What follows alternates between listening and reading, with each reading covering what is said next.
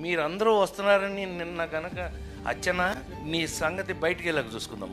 మనం ఎప్పుడూ ఉన్నదే కదా. వీళ్ళందరి నుంచి పక్క తీసుకెళ్ళి అచ్చనా నేను మళ్ళీ పైకి హలో అని ఎరా అలిగా ఏడు ఎక్కడ లంచా ఇలా మనకు అలవాటే కదా. సత్యంగా అందరికీ నమస్కారం అండి. నిన్న కృష్ణారెడ్డి గారు పుట్టినరోజు సందర్భంగా ఈవెంట్లో అనుకోకుండా ఆయనకి మాట తుల్లింది అది సరదాగా అని.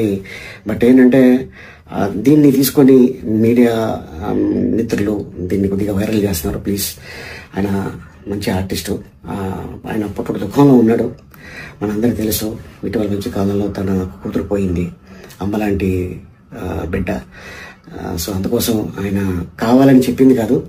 దీన్ని మళ్ళీ ఎవరు కూడా దీన్ని రప్చర్ చేయకండి ప్లీజ్. ఆయన పెద్ద ఆయన. నమస్కారం.